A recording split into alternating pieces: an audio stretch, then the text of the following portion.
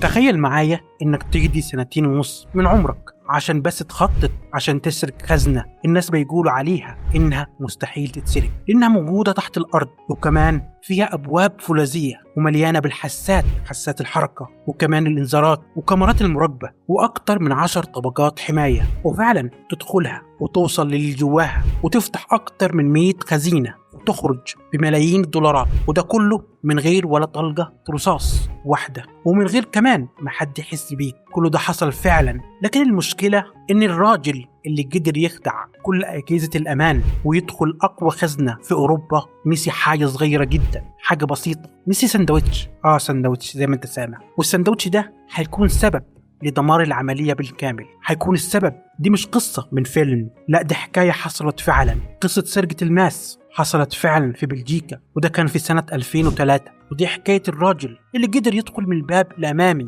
لأقوى خزنة في العالم عشان يسرق المكان اللي محدش يقدر يقرب منه في بلجيكا، في مدينة اسمها أنتويرب، مدينة أوروبية هادية بس ده في ظاهرها، لكن جواها فيها عالم كامل من تجارة الماس. منطقة الماس في أنتويرب كانت واحدة من أهم مراكز تجارة الماس في العالم بالكامل، وفيها مليارات الدولارات من الأحجار بتتنقل وتتداول بشكل يومي. وفي قلب المنطقة دي كان موجود مبنى اسمه أنتويرب دايموند سنتر. المبنى ده ما كانش مجرد مكاتب لشركة عشان تبيع وتشتري الماس، لأن تحت المبنى ده كان في شيء مهم بكتير. كان الموجود تحت المبنى خزينة ضخمة كانت موجودة تحت الأرض بطابقين، وفي الخزنة دي كان موجود ثروة حقيقية، ثروة ضخمة. كان موجود ماس خام، وكان في ذهب ومجوهرات وأشياء تانية قيمتها ممكن توصل لملايين الدولارات. والأهم من ده كله إن المكان ده كان محصن بطريقة تخلي أي لص يفكر مليون مرة قبل حتى ما يقرب منه. لكن في نفس الوقت كان في رجل واحد بدأ يفكر بطريقة مختلفة، طريقة فريدة. بدأ يستخدم ذكائه والعبقرية اللي عنده. بدأ يفكر مش بس ازاي أكسر الخزينة، لكن ازاي أخلي الخزينة نفسها تسمح لي أدخل. راجل كان عنده خبرة طويلة في عالم السرقات والجريمة، لكن أخطر حاجة كانت فيه ما كانش بس قدرته على كسر الأقفال، لكن كانت عنده قدرة رهيبة في الصبر،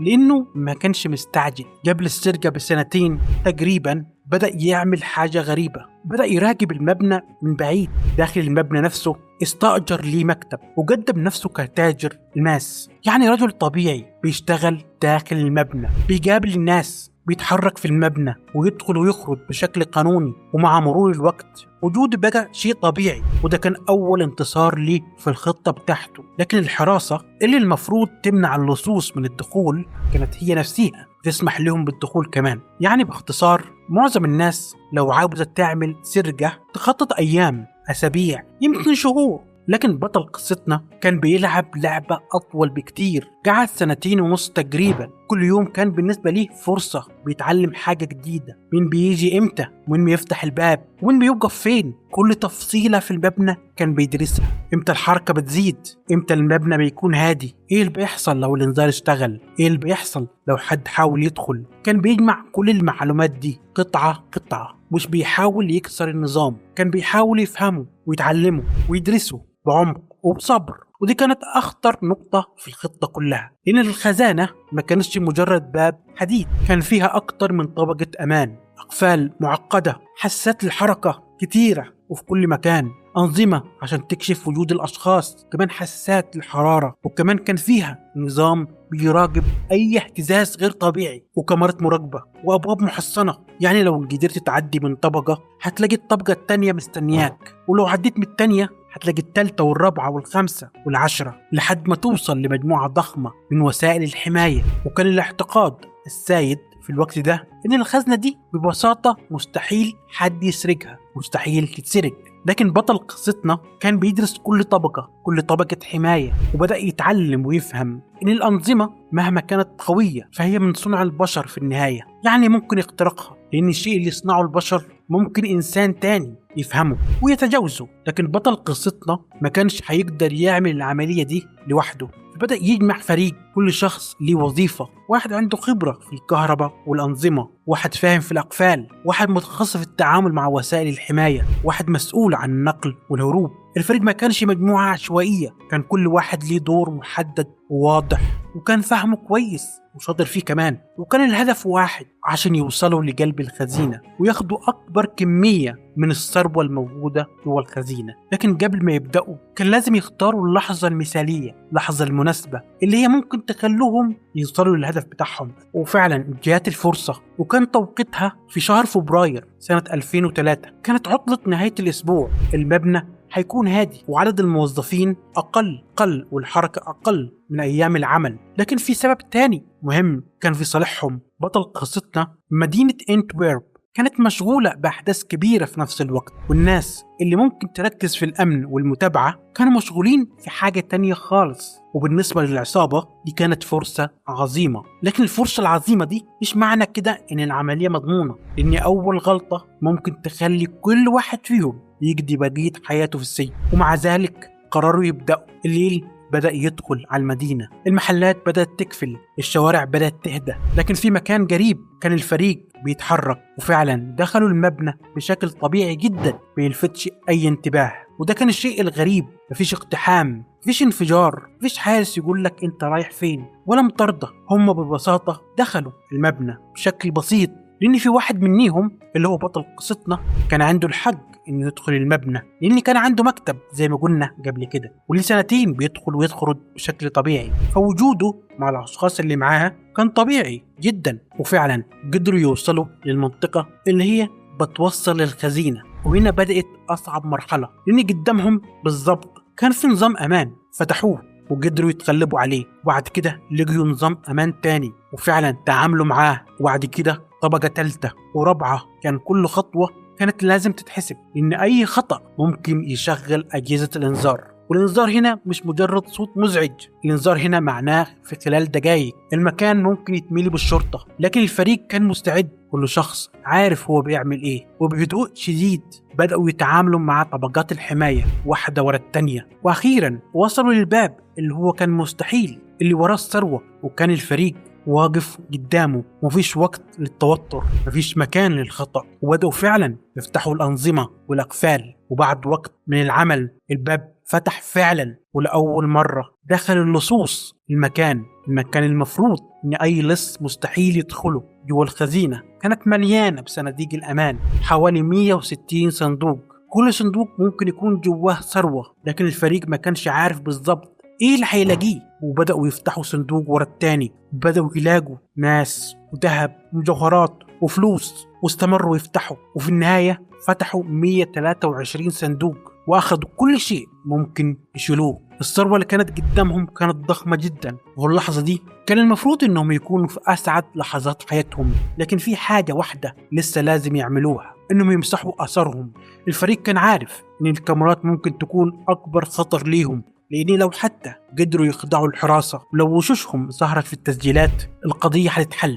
فجمعوا أشرطة التسجيلات بالكامل اللي كانت بتسجل في المبنى وخدوها معاهم. وبالنسبة ليهم المكان دلوقتي بيجي نظيف، مفيش أي آثار ليهم، ولا تسجيلات ولا صور ولا أي دليل واضح. يعني باختصار دخلوا وسرقوا واختفوا. تقريبا كان كل شيء ماشي زي ما خططوا ليه بالضبط. بعد ما خرجوا من المكان اعتقدوا انهم نجحوا، لكن ما كانوش يعرفوا ان الخطر الحقيقي لسه ما بدأش. وجاء صباح اليوم التالي الموظفين رجعوا المبنى فتح والحياة رجعت لطبيعتها. في البداية محدش لاحظ حاجة، لكن لما جو يدخلوا لمنطقة الخزانة بدأ الشك، في حاجة غلط، الأبواب مش زي ما كانت، الخزنة اتفتحت والصناديق اللي جواها اختفى. وبعد دقايق بقى واضح جدا ان اللي حصل مش مجرد حادث عادي. الخزانة اللي هي مفروض اقوى خزانة في اوروبا وفي العالم اتسرقت، والسرقة كانت ضخمة. الخبر انتشر بسرعة والشرطة بدأت تحقق. والسؤال الاول كان ازاي عملوها؟ ازاي حد دخل خزنة بالمستوى ده؟ ازاي عدوا من كل طبقات الحماية دي؟ وازاي يخرج بدون ما يسيب اي اثر؟ في البداية القضية كانت تبدو شبه مستحيلة، لكن بعد أيام ظهر أول خيط في منطقة بعيدة عن المدينة، في غابة اسمها الأردن. كان فيها طريق هادي، وسكان المنطقة دي كانوا متعودين على الهدوء. لكن واحد من الناس لاحظ كيس قمامة مرمي على جنب الطريق، الكيس كان متفحم جزئيا، فبلغ الشرطة. بالنسبة ليه مجرد كيس كمامة غريب، لكن بالنسبة للشرطة كان الكيس ده هو اللي هيغير القضية بالكامل. لما فتحوا الكيس لقيوا أدوات، أوراق، بقايا من معدات وأشرطة كاميرات. لكن في حاجة أغرب من ده كله، شيء صغير جدا ما كانش المفروض يكون موجود، كان بقايا سندوتش. في البداية ممكن تسأل يعني إيه سندوتش؟ إيه علاقة الأكل بسرقة الماس، سرقة ملايين الدولارات؟ لكن الشرطة كانت بتتعامل مع كل حاجة باعتبارها دليل محتمل، وبدأ المعمل الجنائي يفحص الموجود، وأخذوا عينة من بقايا السندوتش وبدأ التحليل. النتيجة ظهرت، نتيجة DNA، وهنا القضية أخذت اتجاه تاني خالص. الحمض النووي وصل للمحققين لبطل قصتنا، الراجل اللي قضى 2 يدخل ويخرج بالمبنى بشكل قانوني. هو بنفسه ساب ليهم الدليل على شخصيته في كيس قمامة على شكل نص سندوتش. ومن المدينة في بلجيكا إلى إيطاليا المحققين بدأوا يجمعوا كل الخيوط عن بطل قصتنا، المكتب، العلاقات اللي كان يعملها، الأشخاص اللي كانوا حواليه، الأدوات، التحركات، وبدأت الصورة تكون. والشرطة فعلا وصلت ليه في إيطاليا، الرجل اللي قدر يدخل خزينة مستحيل أي حد يدخلها، ما قدرش يمنع الشرطة من الوصول ليه، وفعلا اتقبض عليه. القضية كانت ضخمة لأن المسألة ما كانش مجرد سرقة عادية، دي واحدة من أكبر سرقات الماس اللي حصلت في التاريخ. والأدلة بدأت تتجمع، التخطيط والعلاقات والمعدات، والأهم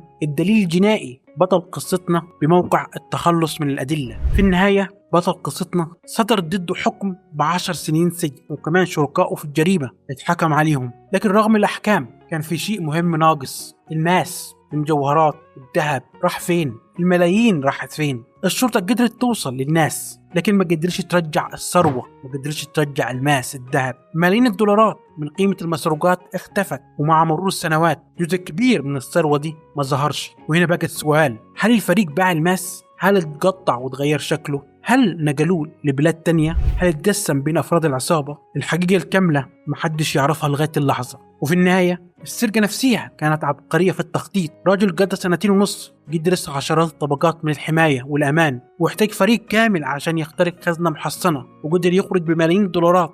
وبعد ده كله هو اللي ساعد الشرطة عشان توصل ليه من شيء ملهوش أي علاقة بالخزينة ولا بالماس ولا بالكاميرات ولا بالأكفال، كان ببقايا سندوتش. ده يمكن يكون أغرب درس في القضية كلها، إنك ممكن تخطط سنين وتفكر في كل الاحتمالات وتنجح في أصعب جزء من العملية، لكن في النهاية غلطة صغيرة جدا ممكن تدمر كل شيء، ممكن تهد كل اللي بنيته. بطل قصتنا قدر يهزم الحراس والأقفال والكاميرات وأنظمة الأمان، لكن في النهاية سندوتش صغير قضى عليه.